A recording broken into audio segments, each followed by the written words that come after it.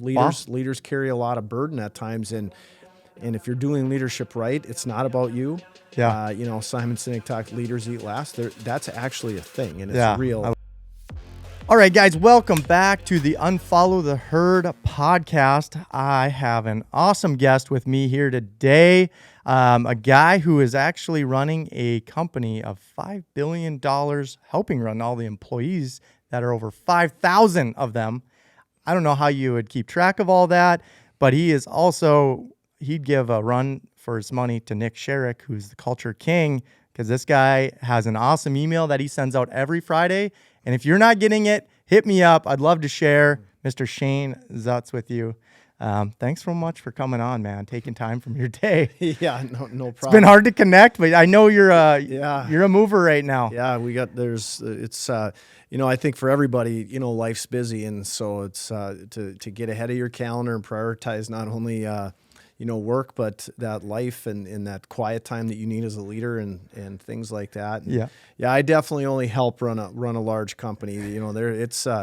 I believe in leadership. It takes a village, and I'm happy to be here. You do a great job, Marc. I love the energy that you're trying to put out in the community that you impact, and so I'm happy to be here and visit this morning. Yeah, man. No, I got some inspiration from your email, of course, on like trying to do my own little email, and it's just like, because it helps me. Not a lot of people reply back to you, I'm guessing. I don't know how many on your email. How many on your email list? I don't know that I could say right now. It's maybe 1,000, and I don't really necessarily do it to create more followers. It's just, hey, if you want something to check in on leadership once in a while. The funny part is I actually do get a lot of people that reply back to me. Okay. Just because, I think there's times when people get stuff from someone they know, it can hit them with a different impact, right? Yeah. And so, when you send something or you receive something from people, it hits them, or it might draw them in. And when you have a bunch of different things that you pull into something that you share, it gets people in different ways. And, I've shared this story before, but it's when I knew I could never stop doing it. I had an individual at 𝗨𝗨ihe𝗳𝗄𝗹. She was in her vehicle in the morning. She happened to pull it up on her phone before she went into the building, and whatever the post was that morning, she said it actually put her in tears. She goes, and she sent me a message, and she said, "Hey, you don't know how bad I needed that message today." And I am, basically said, I'm going to go in and I'm going to crush it. I'm ready to go today. But leaders carry a lot of burden at times. And if you're doing leadership right, it's not about you. Yeah. 𝗨𝗨Sinek Sinek talked leaders eat last. That's actually a thing, and it's real. I love that. So, so sometimes leaders, if they don't prioritize their own health at times and stuff, and they get run down and things happen, you have those moments. So that's why I think there's some connective tissue there. Yeah, that's a really good point. Yeah, the leaders eat last, but then with your emails, yeah, you're right though. Like different times hit different people. Like I'll send the same kind of content out, and it's like, oh, that hit me today because I'm in the middle of that situation right now. So, man, you got to keep doing that. I think you need to share that. We need to share that with more people. If you got every employee should get that. Yeah, I think it's really helpful because we're all in the grind of business and trying to keep, one of my questions, like just in the beginning here, like how do you stay in front of 5,000 employees? Like, I struggle staying in front of 50. Mm-hmm. I have my own struggles with that, and I want to stay because we went from a really small company and now we're moving up. Similar, probably the 𝗨𝗨𝗄𝗆 went through. Yeah, you can't stay. That's a great question. Directly in front of everyone anymore. No, and I think the goals are still the same. Whether you have an organization of 550 or 5,000, the goals are the same. You want people that are engaged and connected and feel a part of something beyond the work that they're doing. That's the goal of it should be the goal of every leader. I don't know that it is, so I'm going to challenge people on this podcast. If that's not your motivation, you better look in the mirror a little bit, because the X's and O's and the numbers, you got to have those or you don't have a company. So they're not disconnected.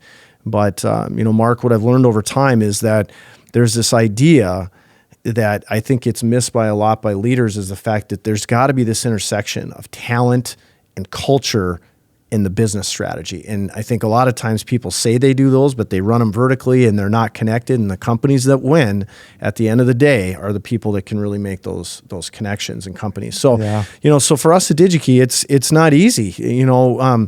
We have this amazing culture in this Northwest region. Now we're global too, so I don't want to dismiss that, but we're a large company, but we actually seem pretty small. We don't try to get too full of ourselves, even with a lot of success, but it's hard. And so now we have to focus on a wider branch of leadership to help do that. And how do they then help channel and funnel those things that we want to see as a company? Wow. We want to show up very human, because you get to a big company, no offense, corporate America doesn't get looked at very well at sometimes, right? Right. They're driven by these quarterly mindsets and, hey, we love you today, we don't like you tomorrow because of the numbers don't match. And, for us being a private company, it's a luxury that we're very fortunate to have a tremendous owner and tremendous leadership team. We can focus on what we want to do to continue to build our company and invest and grow how we see fit, and not be held to this, this quarterly mindset, because I think it's pretty limiting and very reactive. Well, yeah, these companies that IPO, it's all a metric. Your stock dictates by your numbers, and then your corporation, your top guys, I'm sure, just pump the numbers. Your whole goal, right? Now yours is to keep employee turnover low, keep employee satisfaction high. I think culture is just a big piece in these younger generations. The boomers, you could set them and forget them almost. You know what I mean? That was just the mentality. Yeah. But now we even find it in construction. I mean, you have to you have to appreciate them. You have to acknowledge them. I get on them on the podcast. I have deep conversations that I just probably wouldn't have happen otherwise. So, right. You manage so many different, some companies can manage up to 5 generations at one point, at this time, and so they have different needs. And to your point on, the boomers, it's sometimes you live to work. And generations today, my boys in their 20s, they work to live. Yeah, that's so good. It's a different type of mindset. So the responsibility we have in leadership to do our best to understand and to surround yourself with people to help you understand if you're not, is it's really key for sure. Well, you must have some pretty difficult conversations with that many employees. Probably multiple a day, I would think, or something's going on at all times, right? Like, how do you address them all, and what do you do to mitigate some of that? Yeah, I think again for us, it's where are we investing our time and resources. We're a big company, and our value proposition is we have the widest breadth of product available for immediate shipment next day in the world. Wow. And that's what we do, and that's our value proposition. So we cannot dismiss to be highly effective operationally, or you don't meet those metrics that we need. We work with a lot of engineers and a lot of designs and contract manufacturers, and they rely on us to have the inventory, and they rely on us in North America to get it there tomorrow, so that we're almost in some ways their bank in multiple ways, right? So then they can give it to these people that innovate. So all the cool stuff that we like, that's our part in the food chain. So, we don't manufacture anything. Our work isn't super sexy. We put parts in a box, but I'll tell you that end product that in some ways it can save lives. It can lifestyle technology, whatever it is. That's the sexy stuff. And that's that's our part in the food chain. So we're pretty darn proud of being able to say that, we are, people that impact innovation across the globe, mostly in North America. And obviously we've grown tremendously globally. Yeah. But yeah, we definitely impact innovation, and we value working with people who are technical for sure. Well, I always, you basically have everything inside this iPad, I'm guessing, right? Like on the shelves somewhere. Yes. In some form or fashion. How about tell me, let's just talk COVID real quick. That had to be a challenge in itself, because I'm guessing you had something to do with you probably hoarded all the chips. Yeah.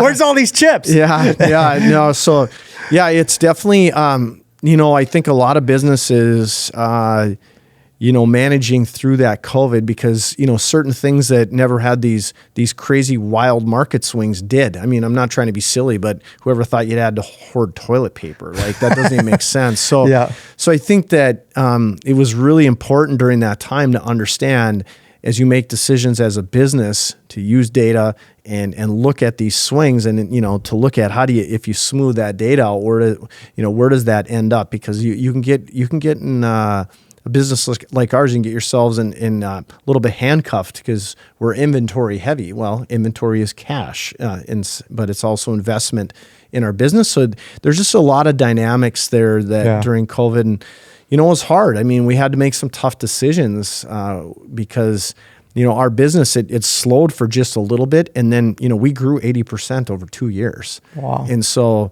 there is no system, there is no business out there that understands that when you grow 80%, you can't not have cracks. You can't not. So every process for us that was maybe a little bit wonky, or technology that was, hey, we probably should, refresh or whatever. Every crack we had in the sidewalk was exposed. And so now for us, that there's a little bit of catch up on some of that kind of stuff while we continue to grow and bring this big facility on site or online, excuse me. Yeah, it's some tremendous scale. If you don't know where Thief River's at, I mean, Google this on a map and then just picture, how big is that building you guys just built? 2.2 million square feet. So that's twice as big as about the Amazon fulfillment centers. Is that right? Yeah, they're about 1 million square feet. Yeah, that's kind of their footprint. So yeah. So, it's one of the largest industrial buildings in the country, and the technology's cutting edge. We're working really hard to get that building online, and we're shipping stuff out of there. But we went for it. We could have just built a bigger building and kind of put the same technology in and created that capacity. But we went for it. We went for the cutting edge technology that allows us to, continue to run this global company headquartered in a town of 9,000 people. It doesn't happen, and so we have such a responsibility to the Northwest region, and so that we wanted to make sure that we can ensure that for the next 50 years. That legacy leadership type stuff. Yeah, it's incredible. Yeah, so check this out on a map. Like I don't even know if there's an interstate. There's some highways there, but there's no interstate. You probably have like the busiest airport in Thief River Falls. We have actually one of the busiest freight airports in the whole country. Yeah. Guys, check this out. Like, it's incredible. The size of this building, what they're doing there, the innovation, 80% in the last 2 years. It's incredible. Just go on the map, check it out. Check out DigiKey, because it's super incredible. The whole story is incredible. Yeah. What's your background? How did you get all that? Like, how did you get to that? How did you get to DigiKey? Where did you start? Where did you go to school? Yeah. Oh, thanks, Mark. I'm super proud to say I grew up in Northwest Minnesota, and I grew up in Thief River Falls, and so I love to say that I haven't went very far, but graduated from Thief River. I went to Northland Community Technical College in Thief River. Went to 𝗨𝗄ǐ State University, which is an hour and a half away. So I can't decide looking back if I was too scared to go farther than that or not, or if I just like the area, but. I'm proud of that, and not necessarily proud of myself. I'm just proud of being from Northwest Minnesota. I'm definitely a 218 individual for sure, which is the phone prefix there. So in case for those that don't know that, but and I didn't know it. I was a typical 18-year-old male. I didn't know what I wanted to do, and so I went to Northland, and I candidly was more worried about playing baseball and drinking beer, and I got into coaching baseball with a buddy of mine at the time, and I was like, I kind of like this, and I'm like, how old were you? 19. And, 19, okay. We were coaching Legion baseball. Literally, we played with some of the guys that we were coaching in Red Lake Falls, and we ended up making a state tournament our first year of coaching. Wow. Completely ridiculous, but it happened. And I think it had little to do with coaching, but more with the talent of the kids, of course. But that kind of got me pushed in the fact that, I really like working with kids. And, then my fire was lit. That was that piece that I needed. Oh, really? you know, because I was kind of, you know, floating my way through Northland. I won't let everybody know what my GPA was there my first year. Now you got to tell us. Well, it was like 2.1 or 2. It was I had bad. 2.3. Yeah. I got kicked out of business. Yeah, it was pretty bad. And, you know, but then after that, I don't know that I hardly got a B for the whole rest of the time I went to school. So it's, you know, I loved education, and my goal in life was to be an elementary education teacher and coach baseball and hit the repeat button for 35 years. And so, you know, as I got into that, I was very fortunate to have some people that, you know, took an interest in me and challenged me and ended up as the assistant principal at our middle school. I started teaching at our middle school and ended up as the assistant principal. And is that more education to do that? Or is to be an administrator, I don't know if it's this way in all states, but in the state of Minnesota, you have to have a master's degree. So I had a master's in educational leadership, and then you essentially get another master's, which is a specialist degree, and that's all the kind of principal stuff. Got it. So you end up with 2 graduate degrees to be, you know, an administrator, and so I was doing that, and I was still coaching baseball. So it was kind of a dream gig. You know, then the role of high school principal came open in Thief River, and you know, I was a little unsure if that's something that I wanted to do. I knew I wanted to probably do it someday, but you know, I didn't want to quit coaching and things like that. But ultimately ended up there, and you know, and I, you know, started there, and there was a lot of people that I was familiar with, of course, because it's my hometown. Yeah, some of my teachers were there, and you know, so I've been beyond blessed. I just had some people that took some interest and you know, pushed me and because I can talk myself out of stuff pretty quickly. Oh, okay. You know, and I don't once I get going, it's like I'll talk myself into all kinds of stuff. But on the front end, when I change, it's like, hey, this is great. This is exactly, because when I make a choice, I dive in pretty hard, and then when you dive into stuff, then you essentially turn into loving it. That's what happens. You know? And so no, you know, my wife is, she's a special lady. She keeps me pretty darn grounded and you know, basically says, hey, listen, you know,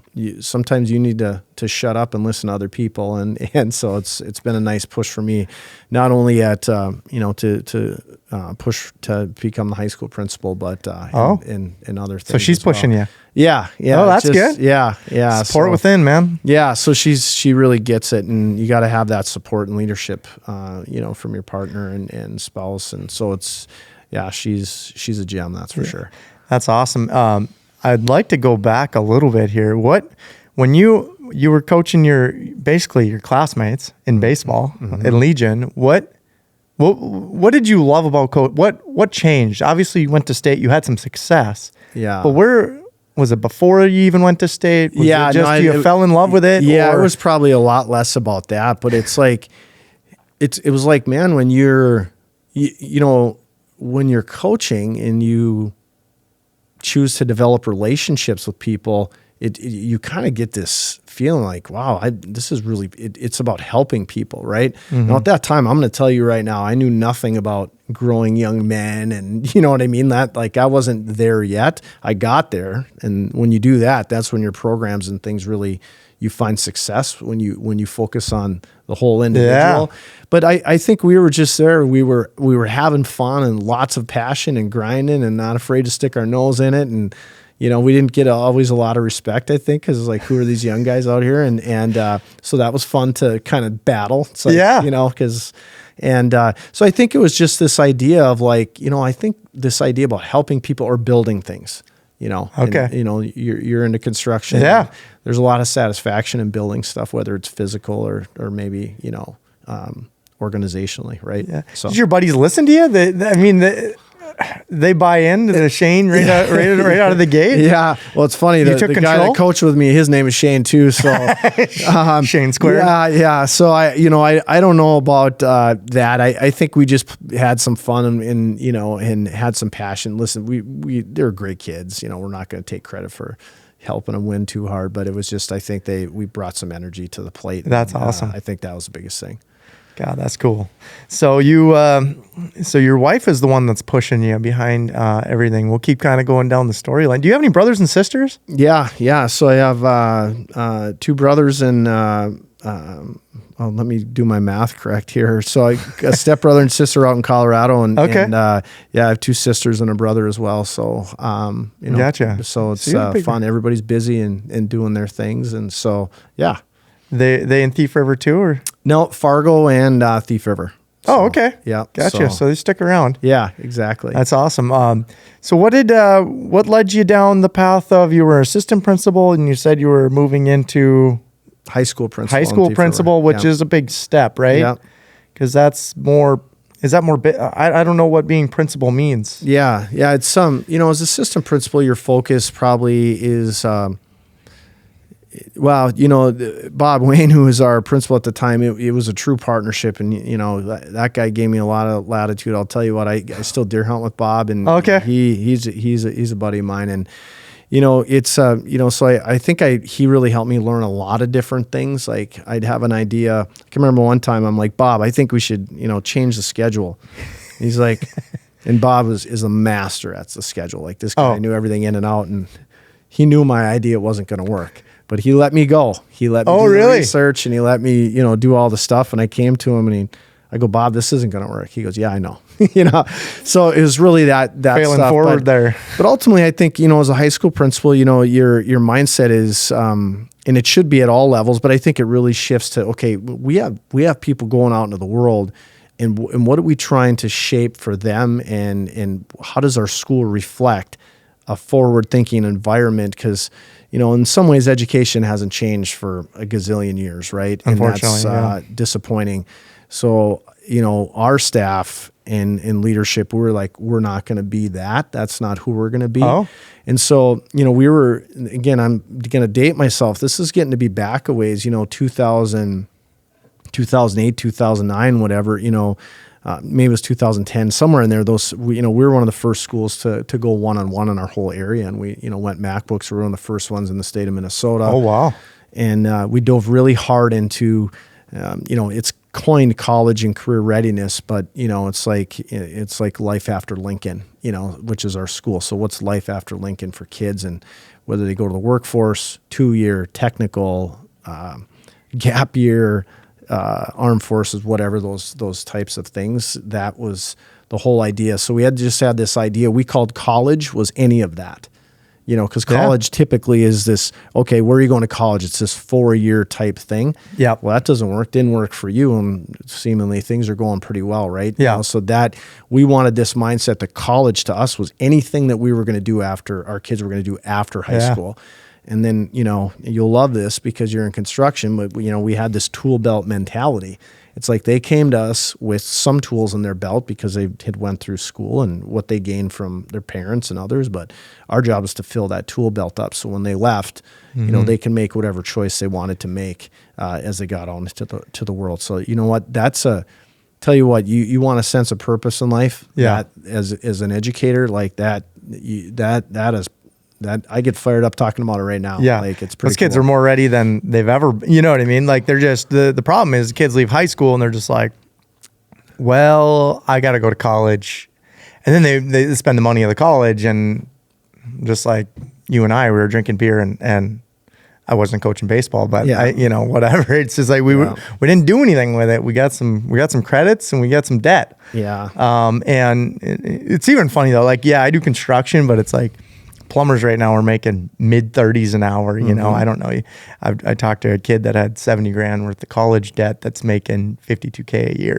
As a salary, and that's the sociology path. It's just it's a different path. Yeah. So I think you could see there's a real good climb for blue collar jobs, and there's a need for it. Yeah. I'm sure you've seen within DigiKey. It's like, I wish I had twice as many warehouse workers or guys that want to do some physical jobs, whatever. Yeah. Yeah. I think it's, I think what we need to do is continue. And I'll probably challenge leaders on this one in businesses. You have to be active. You can't say we don't have, you can't say that you don't have workers, and you can't say that you don't have people if you're not active in your communities that where you live and things like that. And that doesn't mean you got to donate a whole bunch of money so they can build programs. But how do you get the folks that work for you? How do you allow them to volunteer their time? We have people who volunteer with our robotics team, and they're all, I mean, that's a 7 to 8 month deal as an example. And they're programmers and they're technical people and fabricators and different things like that. And so, you know, it's, there's a definite purpose for 4-year. Absolutely. And there's a definite purpose for technical. But again, I think it's really important that you help young people have the tools.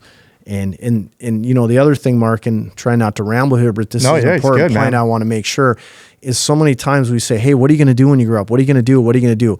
Change that narrative. What do you know that you don't want to do? Yeah. And you know what? People can answer that. Mm-hmm. They might not know what they want to do, that they know they don't want to do that. You know, I grew up in education.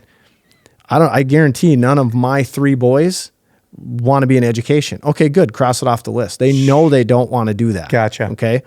And that's not a knock on education. They just don't want to do it. Okay, so we don't have to talk about that. Well, what do you want to do? I'm not really sure, but I know I don't want to do that as an example. And I think that's a really good place to start with young people is with that kind of conversation first, because it's less pressure. They can answer that for you. And then that's like, okay, we took as a parent or an educator, you just took a step forward, believe it or not, because you crossed off what you don't want to do. Right. So rather than make this ill-informed choice to, you know, go here and do that when you don't really want to know. So anyway, it was a fun time for us during that. I think that's important. I mean, any young, maybe you're going to graduate high school, maybe you're graduating college today. You know, start knocking off the things that it's so important. Knock off the things you don't want to be doing. You don't want to be focused on. Focus on the things that matter. Focus on things that just make you excited. Coaching absolutely. Made you excited, and you didn't know why, but it's evolved your career now. And construction, I was kind of motivated by money out of the gate. It's not that I wanted to work construction, but my dad always told me, go to school, get a real job, or you know, you don't want to be pouring concrete the rest of your life. So I did exactly what he told me to do, even though it was bad advice. And then I went to college for 4 years, got a bunch of debt. Came out. I'm actually 12 credits short, so I can't even say I have a degree, but I'm real close. Yeah.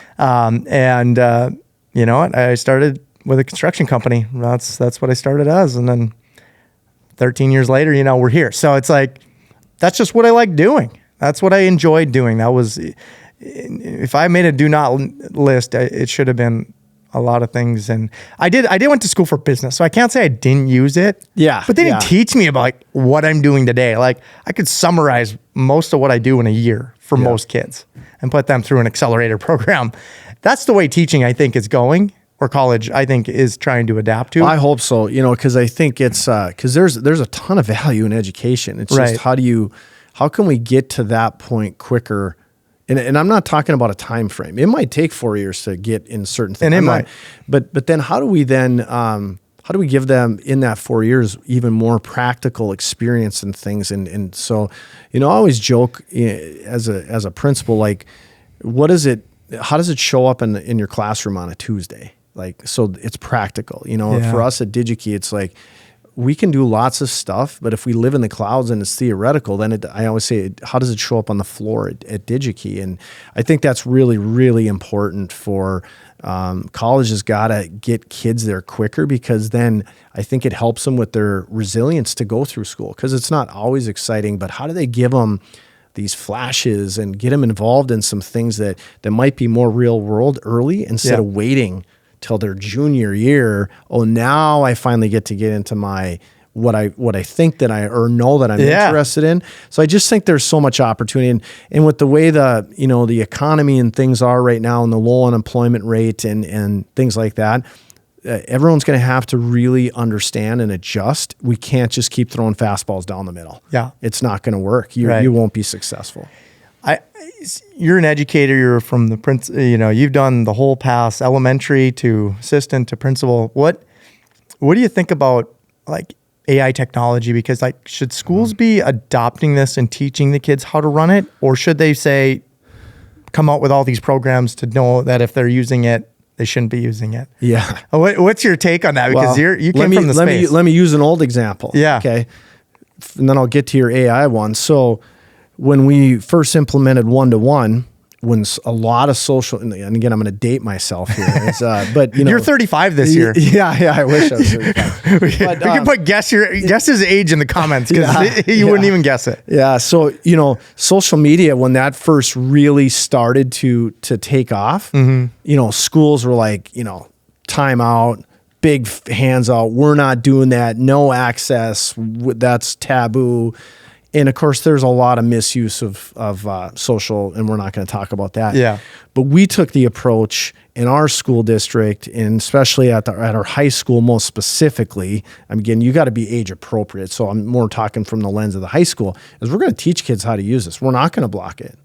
We're going to talk about how do we use it responsibly. Expose them. And when you make mistakes, we're going to sit down and talk to you about it. And I can remember giving a presentation at a state conference, and I had these principals, and they had been there a long time. You could tell they were not drinking the Kool-Aid that I was serving, and about how do you partner with kids and families to learn how to use social media and understand it, so you can. And they're like, no, you can't. So you mean you talk to kids? That's a law enforcement issue when they screw up. And I'm like, yeah, you bet it is. Not at my school, it's not. And so I can remember one guy kept pushing, and I said, I can imagine. I probably stepped out of bounds, but I was just like, I can about imagine what it's like to be a kid in your school. I told him, and we kind of stopped there. But so anyway, let's go to AI. Yeah, right? yeah. So I can go to GPT. I use it all the time, by the way. When I don't know something now, I use it all the time. It's like, how does this impact this? Okay, that didn't give me the answer. Then I ask a next question, and then I start to put together some thoughts. Even if I was going to give a presentation on, hey, I'm going on a podcast with a business leader, what are some things that I need to know and understand? It's a super simple question. Yeah. But are we going to take the approach, we're going to block ChatGPT because you use it to cheat? Right. Or are we going to say, okay, all right, here's what we're going to do. Instead of you doing all this research on, 50 different sources, you're going to go to ChatGPT, and we're going to spend 2 days on you getting having the ability to ask the perfect question. Prompts. Yeah. I like that. And then you're going to get this deep, because the thing with AI is you got the prompts, like you said, and there's so much out there right now. People are just accelerating, like, here's a prompt chart and download this. And, yeah. So again, AI, what are you going to do? Are you going to avoid it? Like, that's ridiculous. Or are people going to use it to cheat? Of course they are. They're, kids cheated on tests 100 years ago. They're going to do it today. And then, but how do you teach kids to use that effectively? Because even in businesses right now, people are using it for design. Yeah. People are using it to write job descriptions. People are putting boxes around it in their organization and using it as a drop-down menu to complete tasks. Yeah. So to ignore it, so you want to be a great school, you want to be a great business, you got to get on the edge with this. And, we're spending a ton of time as a company right now researching, not investing, but researching in how is this going to impact, because we pride ourselves on being on the front edge and leading technology. And the other part, Mark, is like for leaders now, if this can help you solve some mundane administrative type tasks, why wouldn't you do that? Yeah. Because those tasks aren't fun for employees anyway. Labor's difficult. So why would you can't avoid things like this. You can say, I'm going to leave that out there. That's for somebody else. You can. Yeah. But you're already winding the clock on your business then. Right. The big business people they have to use it. Your job isn't going to get replaced by AI. The people using AI are going to be the ones replacing you. Yeah, because they just won't need you anymore. Yeah, exactly. It's the mundane tasks. It's the simple task that now ChatGPT with 8 great prompts can give you the perfect, probably better than someone took a whole day to write or whatever it is. So these mundane tasks, you have to be using it. And we just had a meeting last week with our team about, we got to start training our guys on this. We're in construction. Mm-hmm. We have to train our guys on how to use this. Everyone should be trying to take, is a $29 online course? That might be worth thousands of dollars. We might be able to, reduce labor because of it. So you have to be using it. You have to be, we're not investing in it. We're investing our time into it. Right. But. And it's going to evolve quickly. That's the thing. And now we can get into a debate on another podcast where that's good or bad. Right? Yeah, I think there's a lot of danger. It's scary. It's scary. It is scary. And, but that aside, you can't avoid it or ignore it. That it's not there. Yeah, no. Yeah. So how long were you principal, man? Between assistant principal and principal, let me see, 16, 17 years, 17, I think. Wow. 18. Yeah. I remember when you first told me you were like, how long you were in principal.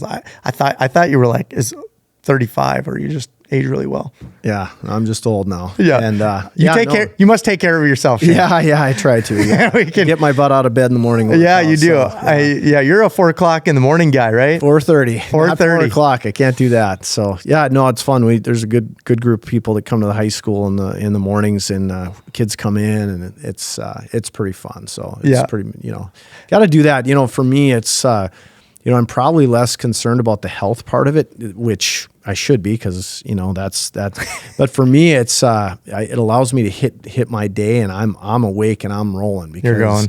When you're a principal, you're in the building before 7, and people are there and they need you, and a big company like ours, it's you can't spend till 9 o'clock, get woke up and drink 5 pots of coffee to get there. It's like, we got to be, let's go. So for me, that's probably most of my motivation, but it probably doesn't hurt to keep you healthy. So do you think that stems all of your motivation, or what makes you click? What do you think motivates you?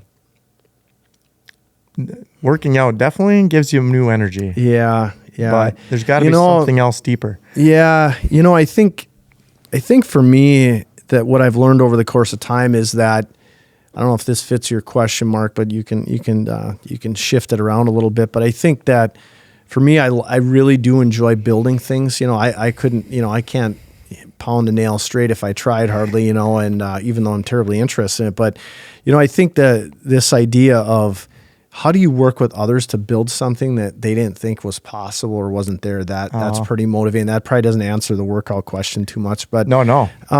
But it's you can't be great for others if you're not healthy, and that's physically and mentally, and that wellness stuff. And I'm definitely not a wellness nut or anything like that. Not that that's bad. I'm just saying, I don't go overboard, but I do really care about people. I mean, I do, and I'm not afraid to say that. And that doesn't make me weak or soft. I think that makes me pretty damn strong. And so it takes a lot of energy to lead as well. And so I think that's kind of my motivation. I don't know that I ever think about it that way, but if you ask me the question, I'll answer it. And I think probably that's how I'd connect the dots. Yeah. Well, that's why you're HR with 5,000 plays today. It's like you have, I don't know, personal, you connect well with people. You want the best from everybody. You want to get the most out of them. You want to see them succeed. Yeah. And when, and Marc, puts a lot of load on you. But fair enough. But, the part is when they succeed in business, one of the things that we, I don't know that we talk enough about at DigiKey, and we probably have to do a better job, of connecting this, but we want stuff that people learn or do during their day to translate home. Okay. If they have a great day at work, they're going to be a great parent when they walk out the door, or a great spouse or a friend or a neighbor. If you leave work and your day sucked and it wasn't good and it's consistently not good, do you think you're going to be a good parent? Consistently? Do you think you're going to be, because that impacts you? So I think that's that other part about being a real human organization. And again, we're not perfect at DigiKey by any stretch. We got a great culture, but man, we have to work at it every single day, because the minute that you stop, you wake up and you're like, oh, there's this gap there now. And a good friend of mine on our executive team, he taught, and I'll never forget this. He said, culture's this thing that you got to be careful that you don't wake up and then one morning you got this big gap, and then it's written about often, but then it takes 100 times more work to fix culture. Oh gosh, and to change culture than it is to stay in the moment, working at it and growing. So I think that's a big part of it. Yeah, we'll go a little deeper into that. What I want to know though, because you made a transition, which was into DigiKey. We already gave that punchline out. But you went from education as a principal. It's not like you were the superintendent. It's not like you were doing the business side, right? Because that's how it usually works at schools. What is that transition like? Why does the transition happen? Or, you're 17 years, a long time to say anything. Yeah.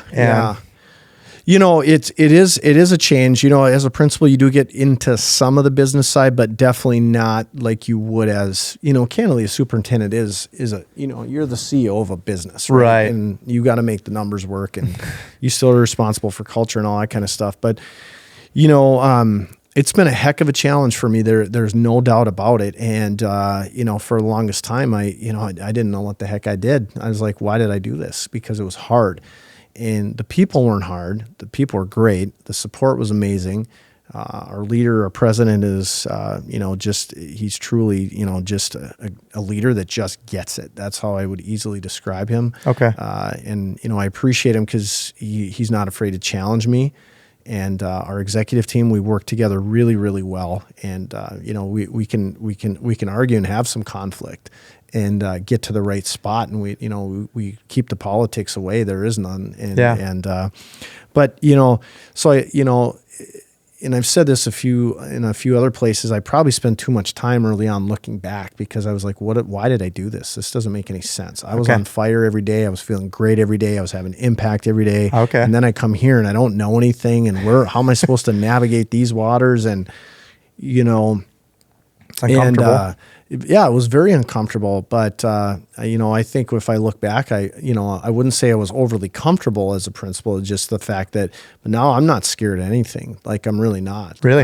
And I think that Dave could say, "Hey, I love you," but I think we got to move on. And like, okay, that wouldn't feel good, but I would take that challenge head on and go find a spot that I could have impact. So I think that's a part of it, but getting more clear to your question, Mark, is, business has a lot of moving pieces, and it's quick and it's complex, right? Yeah. And so, one of the things I knew early on, if I wanted to have impact, I needed to know our business deeply. Okay. And, you can't, human resources has a negative connotation for many, but here, listen, I'm a business leader who leads HR. And so that's a different mindset. I think, a lot of times HR is, the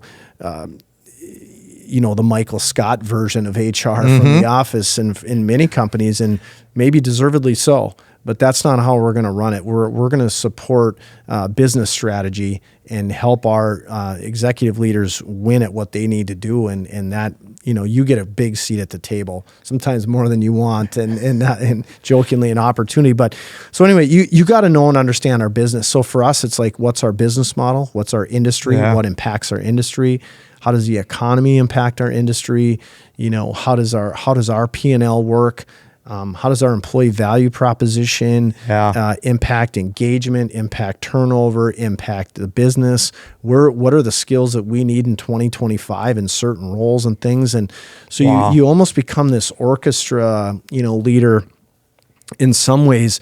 And that's a lot of balls to have in the air. There's no doubt about it. But to do that, you have to understand our business well. And I guarantee you, the companies that are ran really well and the leaders that know it, they are pulling their HR people in because they know they can help them, really succeed as a leader and in their business. Wow. Yeah, I think I see a pattern here with you. You've the high school, you adapted technology really early, which wasn't normal. You moved into principal, just keep making change, keep adapting, you always want to stay on the cutting edge. Now you kind of brought that, I think you brought it to DigiKey as well. Let's stay way in front of this AI. I think that's your mindset. I think that what drives you. You try to improve everything. I mean, you're always improving. You must be just in a constant improvement zone. Yeah, no, I like to learn. I'm curious, and I will take zero credit for bringing any of that to DigiKey. I'm serious. I will tell you that I help support that to continue to happen. How's that? Well, No, fair enough. Definitely bring, hopefully bring some energy and passion to continuing to grow. But we have so many smart people in our business. It's like you just got to get out of their way and help influence what they need So I'm happy to be a part of that. But I think you know, my goal is never to be a crabby old principal, right? And so right now, I don't ever want to be, I don't want to be an executive at any point in my career where people are like, wow, this thing's passed him up. Like that's the chip on my shoulder. And candidly, the other part is we're a big company. And I want to say, I don't want anybody to say, why did they got this guy from a little town? He's helping run this thing. Oh, So no, I have a few chips on my shoulder that I keep planted firmly. And that's awesome. Keeps you motivated and things like that for sure. Well, they always say take out the small guy, but and then you start doing good things, you're going to get a lot of people behind you supporting you. Right. And I'm sure you've gotten that now at 𝗨𝗨𝗳𝗍𝗍. And I don't know, how big is this is a $5 billion company you're working for now in a business. What's the top of the company? How small do you guys get on the top leadership group? And I'm just asking this for, I got some other questions along with this. We run pretty lean overall from a company perspective. It's, I think, it starts with our president, and he demands this humble confidence. You can't be too humble that where you don't get stuff done, right? And you don't inspire confidence. But, behind with the door closed, like, we got this and we will be successful. Wow. But we're going to go out and do it in a way that is collective and collaborative and things like that. So I think that's super, super important. So we're pretty lean and one of the things when you grow, it's you got to learn to work differently. So I think that's really a good challenge for us ahead. Yep. Is I think we're at an inflection point.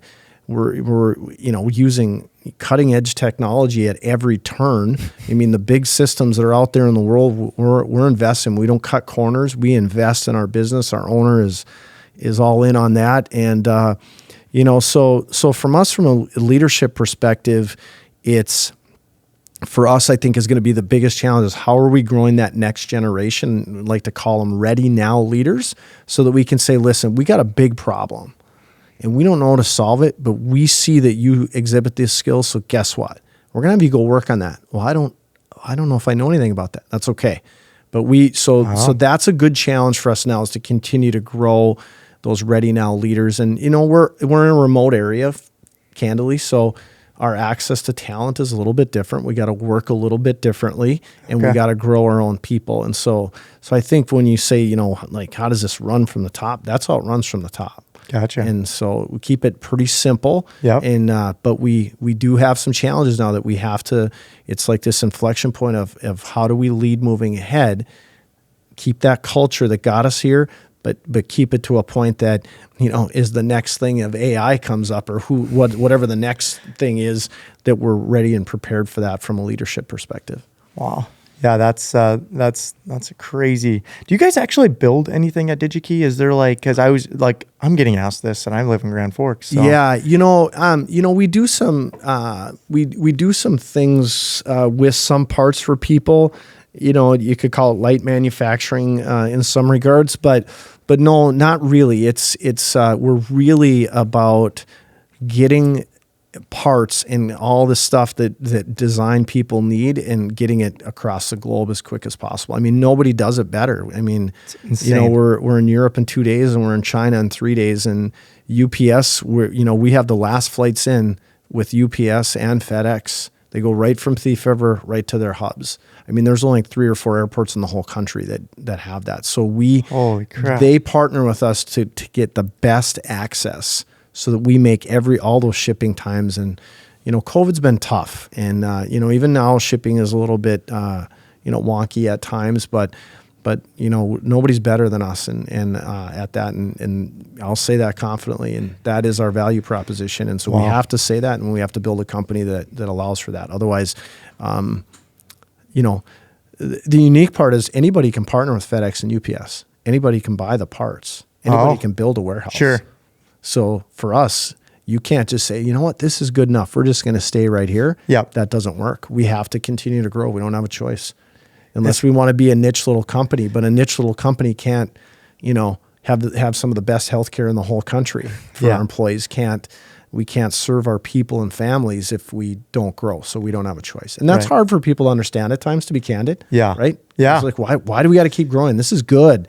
Well, that's not the nature of business, as you know. So yeah, your healthcare is absolutely it must be one of the best in the country. I don't know. I've never even heard of any other. I mean, Yeah, unless you work for the government. Yeah, we pay about 99 cents out of every dollar of healthcare spend. Wow. So if you're looking for a job and you live in Northwest Minnesota, Northeast Minnesota, anywhere, get a hold of Shane because he probably has an opportunity for you, and you'll probably likely to get on some of the best healthcare I've ever known an employer to give. Yeah, for sure. Hard to compete with that. So so what are some crazy statistics? Because like you guys growing 80% in the last 2 years. So you were doing, I don't know, walk us through 2020, 21, maybe, all the way up those last few years. Yeah. So, at one point we were during COVID, almost 40,000 orders behind.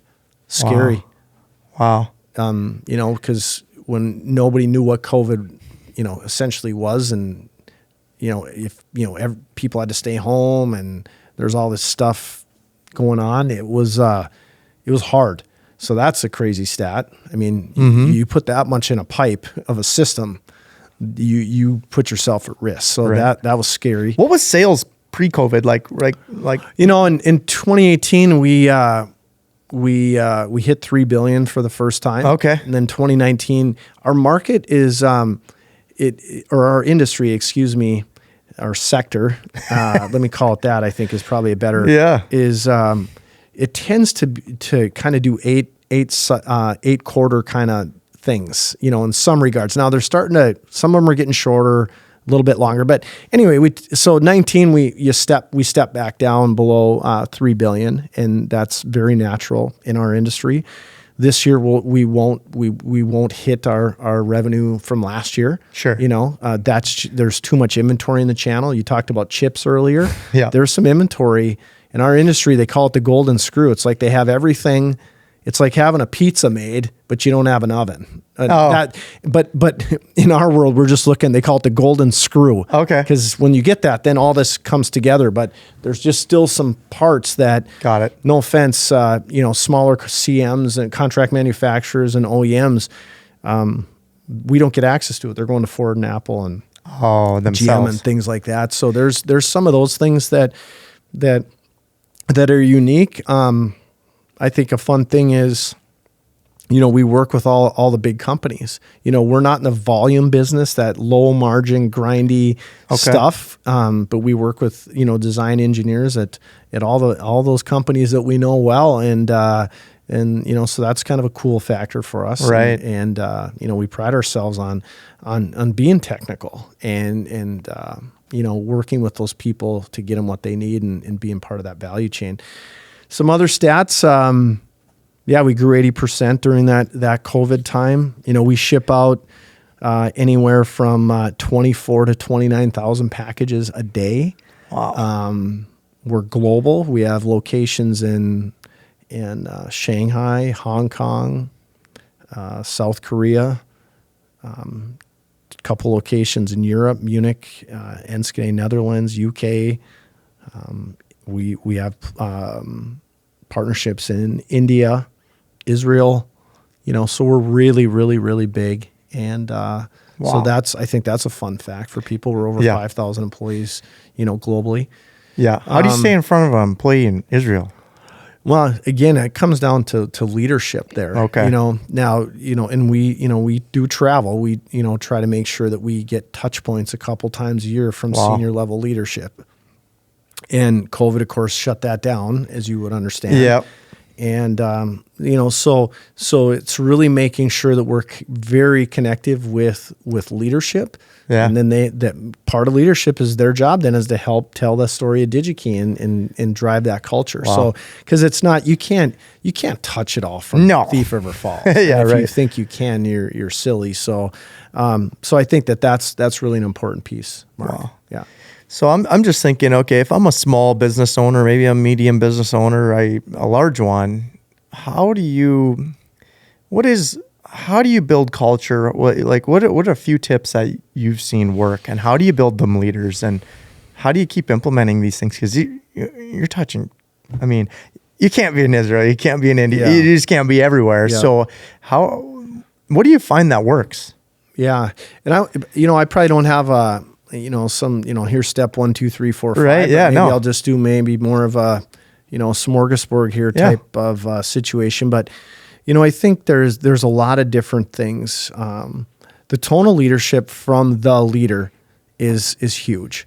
And I'm not saying things are top down, because you can't run a business top down. Yeah. I mean, you have superintendents and foremans, and you have marketing people, and if they're waiting for Marc Kuhn to make every decision, your company doesn't grow. So, so I want to be super clear about that. But when you think about the expectation of how leaders show up and the culture that you want to drive, that has to come from the top. Now, culture comes from the bottom up too as well.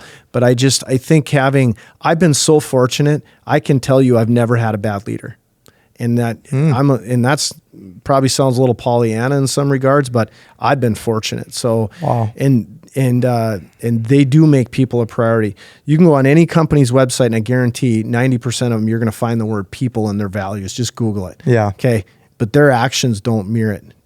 I follow your company and the things that you do. What was the one post? You got all your guys, at the end of the year, they're outside a lot in the concrete and battling the elements, and all these guys, construction guys, are sitting there getting their, what do you call it? Nails done? Pedicures? Pedicures, yeah. And, that's great. That's they're probably like, what is Marc having us doing? But so anyway, it's that connective tissue, and you got to show people you care. And you know what? You can pay people all you want, and that's important. Believe me, it's right at the top. Okay. But you have to show people that you care. And the bigger you get, no offense, not most people don't care what Shane thinks.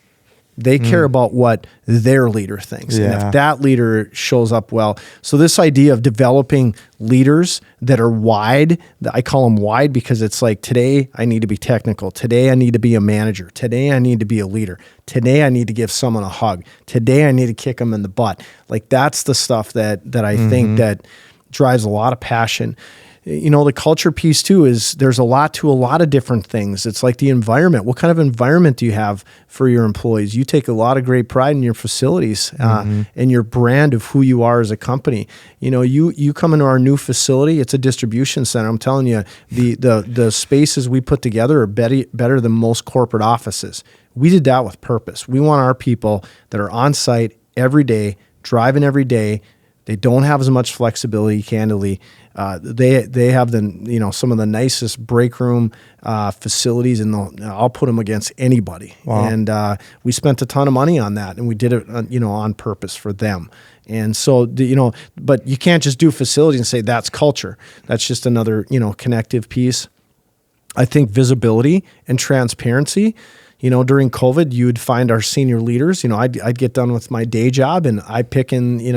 I went and picked in the W bays. That's where I'd pick. Our president likes to say, his day job is, or his first job is to be the president. Yep. His second job is he picks in the M base, and that's where And so that's the kind of mentality that you want to be alongside your employees. Now, can you be there all the time? You can't, because then you're not leading. Yeah. But at times, are you, in your case, you can't go pour concrete every day. Yeah. You can't design the next piece of marketing material for your development properties and things like that. No. But how do you set your schedule up so you are at that table, or you are back on the swing machine, or whatever you call those things, or you got to do that. And so those are some subtle little things.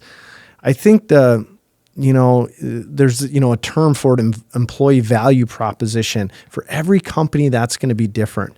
So again, if you only focus narrowly on a few things, you're probably missing out. So it could be healthcare for one person. That's the big deal. Yep. It could be pay for the next one. It could be opportunities to move up for the next one. For the next one, it's like, I just want a job that's super consistent, that I don't need to worry about losing, because I want to be the best walleye fisherman starting at 4 o'clock on a Friday. Yeah, sure. You know what I mean? And that's so again, I'm probably not giving a really clear answer, but I'm really centered on this point about being human and using empathy to understand people and meet them where they're at. Yeah. And that could be, seriously, it's like, hey, meeting them where they're at could be like, you know what, this isn't working out. Yeah.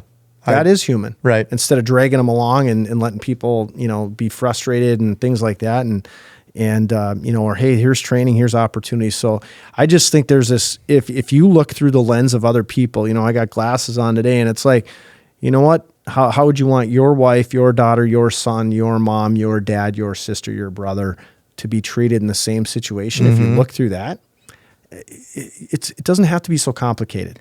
Right. But people make it complicated because they get into the politics, and then what are people going to think? And it's like judgment, Yeah. So, and be vulnerable. If you screw up, you screw up, and own it. Do you find that, I love the people part and it's so important, but accountability part, how do you marry those up? Because sometimes that's can be a difficulty because you want to be the friend. Yeah. But you also got to make sure they're getting what they need done. No, it's a great question. And thank you for asking, because, someone could be listening to this saying, thank you for all of that. No, those two things have to go hand in hand. Okay. I live in a small community. Right. People. Okay. Yeah. Some of those people, I almost say kids that are at ΔİGIKey, they're my former students, and things like that. So them at different levels. But that's where, when you're very transparent about expectations and you have clarity in roles and responsibilities, then we always go back. It's like, I can say hi to you at the Legion for burgers on Saturday, or bingo at the Eagles, or whatever it happens to be, and buy you a beer or whatever. But if we're not doing our job, it's like, remember, here's what we're doing. So you got to be careful. I think friends, I'm not at all depicting the fact that we got to be friends. Human and friends are two different things, right? Yeah. And so I think the clarity and then how you handle yourself as a leader, that is a huge thing. Okay. If you think a lot of yourself and everything's about you, then you probably have people that will start following that. If you're lazy and you don't care, then guess what? That's what's going to go through the workforce. Yeah. So, yeah. Gotcha. Show up as a leader. Well, I got a couple questions for you before we wrap up. Yeah. I think that's actually super helpful for a lot of business people. Where do you see Shane in 5 years? What's your 5-year vision of yourself? Put you on the spot. I got a couple hard ones here at the end. Yeah. You're going to school right now. I don't know if we even touched on that. Yeah. Touched on that before this. Yeah. Doing some extra learning here on some things. But yeah, I think what I see is the fact that I want to continue to grow. And when you continue to grow, then you get to have the opportunity to have more impact in different ways, right? So I'm super interested in our business. I think it is fascinating. I mean, sometimes I got to be careful. I get excited about a lot of things, right? Okay. And, my colleagues will give me feedback, say, hey, we love you, dude, but don't try to take on too much at one time, or, those types of things. So and I'm glad I have those people that will be my truth tellers. And, but it's, I think that for me, our business is truly at this inflection point. We've grown to 5,000 people. We haven't met up with that actually as yet. Oh. Does that make sense, Mark? In some ways, we're still operating as a small company. And so we have to catch up. That is going to take some time. I don't think we're at from a talent management perspective yet. And so that to me is something that will continue to drive. There's always leadership change. Okay. And so for me, the sense of responsibility to continue to grow ΔİGIKey with other leaders to make it a company that when I'm sitting at the lake and having a cold beer on the dock or something, I can say, you know what, hey, I feel really good, or I can go home at night and feel really good that I helped others do a great job so that we can continue to grow this company. I mean, when you're working, the thing that's people don't understand about ΔİGIKey, we have 5,000 employees, but we work with a ton of small suppliers, small manufacturers, small companies that if we don't do our job, they're not doing their thing with their. So for me, I don't get caught up on, hey, what's the next job or anything like that, because I think that can be distracting. But I'm always I'm gonna work hard enough so that if there's opportunities that the company needs me to do, whether it's a project or pick parts during COVID, I don't care what it is, we're gonna do it. So yeah, well, good. I'm sure you got a bright future. So you'll be at ΔİGIKey somewhere. Yeah, hopefully. Yeah. No, I'm not. Yeah, you put me on that spot. I'm not leaving ΔİGIKey. No. So it's. I was just. It's always. It's a hard question to answer. Yeah. No, that's okay. And lots of people listen. We just like to know your vision. I look up to you as a leader. you inspire me, what you're doing. Even though we look the same age, you're a little older, a little wiser, but I'm inspired by what you have. And I know a lot of people are. There's things I struggle as a leader. Again, when you're talking about moving up as a leader, you're operating as this kind of company. When you want to try to be, you got to bring your leaders up, level up, it's just, everything's different. It's unknown. It's uncharted territory. We only know what we know. That's what we always say. Yeah. And not everybody likes that transition either. And that's hard for a leader, right? And not everybody likes not every employee likes what we're trying to do as a company. Like, and that's fair. And we're good with that. So there's always opportunities to communicate differently and help them understand our why to grow. And why are we changing these systems to become more efficient? Yeah. Well, so that we don't have to hire as many people, so that we can help support our local region.